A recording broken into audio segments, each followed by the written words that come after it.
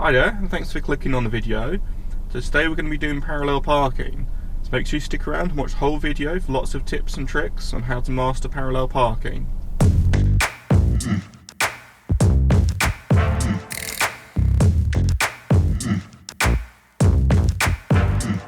So the main aim of this video is to ensure you can parallel park in any car, as of course some cars are bigger, some cars are smaller.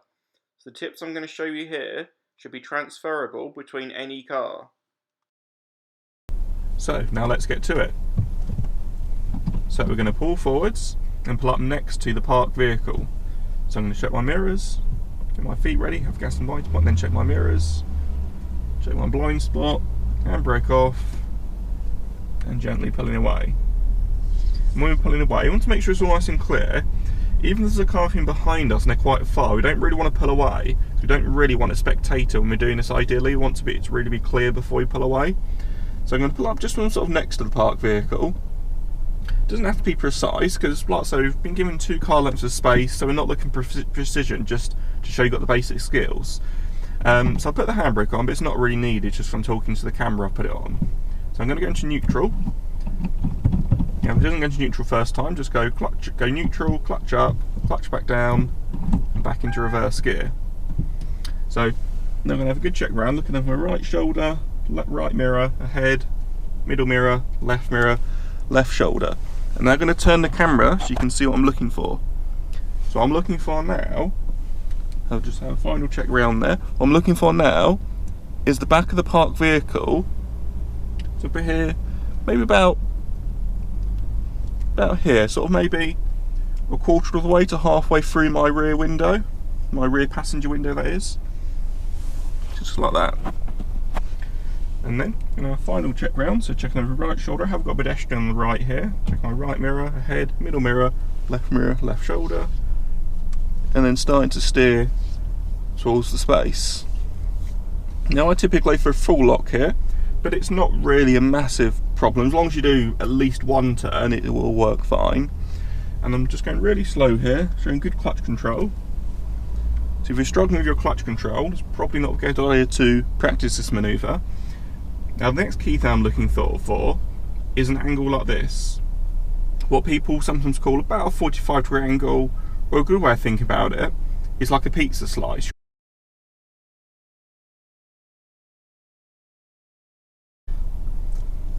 So at this point we want to straighten the wheels. So as I've done full lock to the left, that's 1.5 turns. So that's half, and then 1, going back to straight. We're going to have a good look round, and then reverse back in a straight line. Now what I'm looking for is to judge my back wheels near the curb. Now to do this, I'm just going to move my left mirror down. Now I have got the car waiting, but you just have to be patient and calm when you do this and focus on what you're doing. You should adjust your mirror like this, so you can see the rear tyre and the curb in the mirror. You should reverse back until the rear tyre is about 1 to 2 feet from the curb, or the width of the drain cover.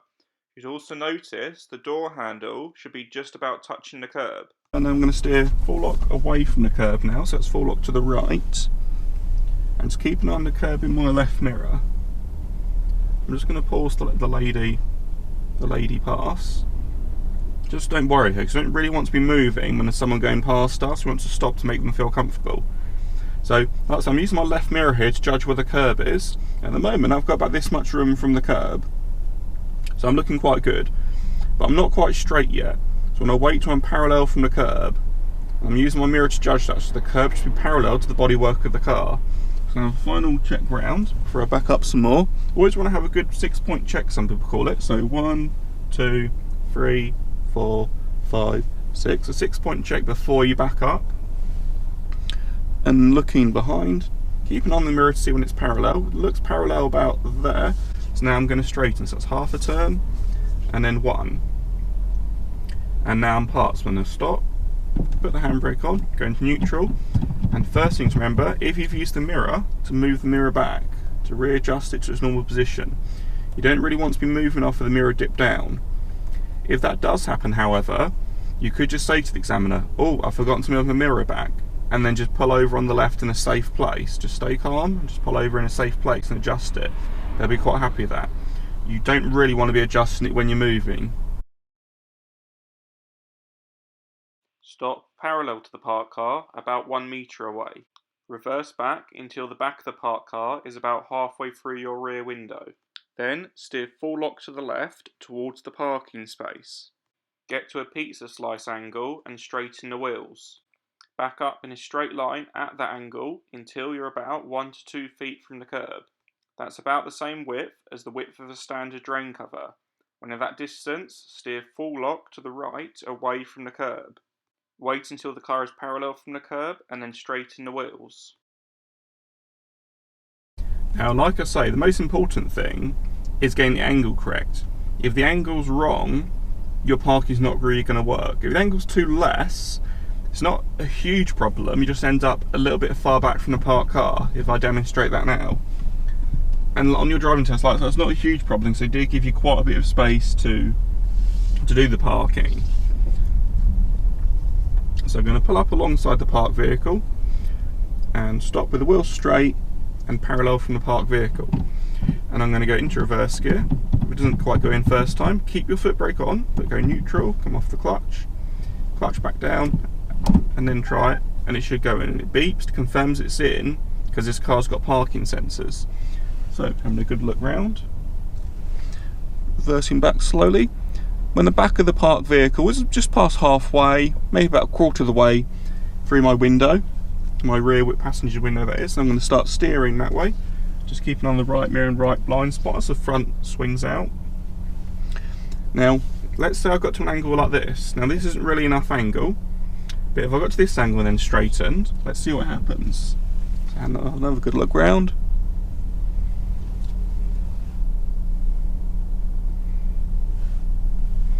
And this is where it's always a good idea to adjust your mirror here, so you just know where your back wheel is from the curb. So I'm going to just so I know exactly where my back wheel is, so I can reduce the risk of me touching the curb. So another good look round.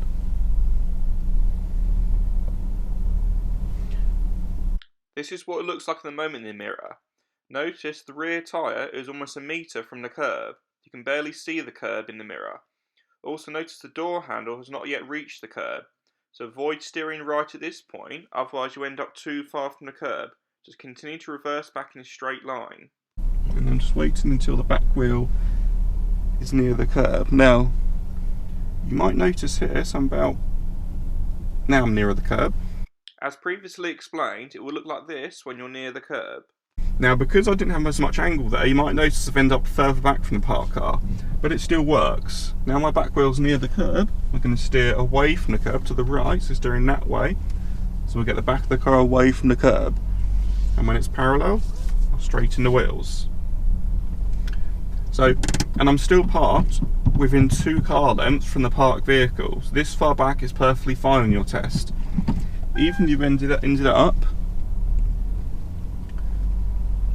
a bit of steering, so I'm coming a little bit away from the curb. Even if you ended up this far from the parked vehicle, they'll still be fine with that. So having too little angle isn't really a huge problem. Less is more, you could say. Now, how about if we have too much angle? As you'll see, this is when we're going to have some more problems. So, which is kind of why I say less is more. So I've done all my checks, then I'm pulling out, and then pull up next to parked vehicle, parallel with the wheels straight. So stopping about here, into reverse gear straight away. So if anyone turns up, they know I'm going to reverse, and they should then hold back and give me space to reverse. So reversing back slowly in a straight line, waiting for the back of the car to appear about halfway to a quarter of the way through my window, and then starting to steer towards the parking space, towards the left on this occasion. Now, if I did, let's say, a full lock, now normally this angle here would be quite good, about 45 degree, like sort of pizza slice, remember. But let's imagine I did more. Let's say I've got to here, and imagine I forgot about the angle, and basically imagine what I'm trying to do is get the back of the wheel near the curb. And this just isn't going to work. So I'm going to maybe get to about now, and then maybe about now I'm feeling getting a bit close, and then maybe now I'll start steering the other way. And the problem it's causing now is I'm about to go onto the curb. So this is what it looks like in the mirror at the moment. Notice the rear wheel is about to go onto the curb, and the door handle is well past the curb, going over the curb. Do not reverse back at this stage, otherwise you'll end up on the curb. If you end up on the curb in your driving test, typically you will fail, as it's showing you're unaware of where your rear wheels are, and it could be very dangerous in some situations. However, touching the curb is normally fine. You just must not go onto the curb and mount it. But to correct this, what you can do, the first thing you have to, of course, do is notice you're getting near the curb and stop. You don't want to end up going onto the curb. So go into first gear, check around to make sure it's all safe, and then steer full lock to the left. What you're basically trying to do is get rid of some of the angle, because the angle's just too tight and it's not going to work. Now by steering full lock to the left, that's reduced my angle and it's swung the back of the car away from the curb. It's now into reverse gear, checking all around, it's all safe, and now steering full lock away from the curb to the right. And again, my back wheel's still a bit close to the curb, so I've stopped here because I don't want to go onto the curb. Because of course in a driving test that's showing you don't understand where the wheels are, which could be quite dangerous. You could end up hitting something if you don't know where your wheels are. So checking all around and steering full lock to the left. And then straightening when the car appears to be straight, into reverse gear, doesn't go in, so foot brake stays on, come off the clutch, into neutral, off the clutch down, into reverse, checking round, and reversing back in a straight line to give yourself distance from the parked car, because now I'm a better distance from the curb, I'm about that far from the curb, so a tad close, but it's okay. And then stopping just here, handbrake on, into neutral, to secure the car, and then readjusting the mirror. So as you can see, having too much angle is going to make your life a bit challenging. It is possible to fix it, but you have to be very aware of where that curb is. If your angle's too tight and you don't know where that curb is, you haven't adjusted your mirror, and you end up on the curb, on the footpath, it's going to be a big problem in your test, probably going to result in a fail. But if you can realise where your back wheel is and stop before it goes onto the curb, and then adjust it, just like I showed you there, you'll pass. You'll get a minor, because you just misjudged your angles, but you'll still pass your test on that manoeuvre.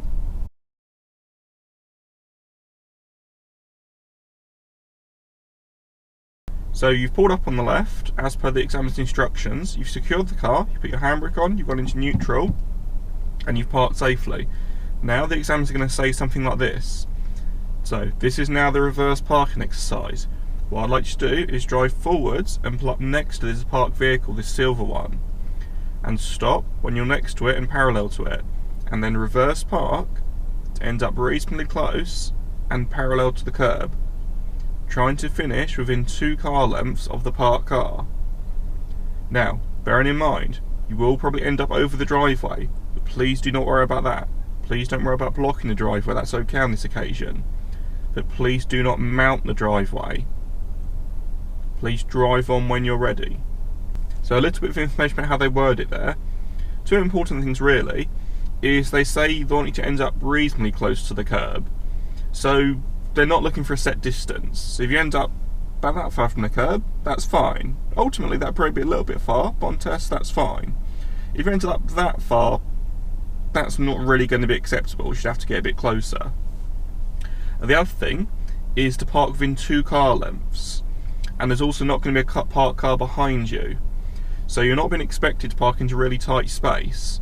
So bearing that in mind, don't try and be too tight to the parked vehicle. You're going to make your life a lot more difficult and stress yourself out by being worried about hitting a parked vehicle. You've got lots of space to use, 2 car lengths is plenty of space, so use all that space and make your life easier. About dry steering. When we say dry steering, we mean steering when we're stationary. So like doing like this. Now it's not ideal, admittedly, but it's not essential. For the driving test you will not get marked down for dry steering. So sometimes there are situations when you might need to do dry steering. If you're in a very, very tight space, sometimes doing dry steering while you're stationary is the only way to get out of that tight space. So you want to really use common sense. Try to avoid it if you can, but if it does happen, it's not really a big problem. Don't worry about it too much. Just try to avoid it if you can. Now the other thing as well about steering is crossing your hands, because when I did that there, I might well have crossed my hands. I didn't really notice because it's not something I really think about when I'm parking. When you're driving normally, crossing your hands you should try to avoid, because if you're crossing your hands like this when you're steering, you're blocking the airbag, and if the airbag goes off, your arms are in the way of it and your arms are going to get shoved into your face. But of course you've got to think about when you're doing parking, the chances of the airbag going off are practically zero. You're going 1 or half a mile an hour going backwards, and if you're being observant, you really shouldn't be hitting anything anyway. But if you did, at that speed the airbag wouldn't go off. So it's not really going to be a concern, the airbag going off. And the same with the driving test. They don't mind if you cross your hands. It's not really a problem. Sometimes you find some people, they try to push-pull the steering like this. They end up steering too slowly, and it messes up their parking. And they get all nervous, and it all goes wrong. So sometimes it's better to cross your hands if you need to steer quickly, to get the parking done accurately and safely. So again, it's using common sense. On a driving test, they're not expecting you to push-pull steer the whole time. They're not expecting you to always steer when you're moving. You have to dry steer a bit. You have to cross your hands a bit. I know it sounds wrong, but I'm being realistic. Sometimes it works better.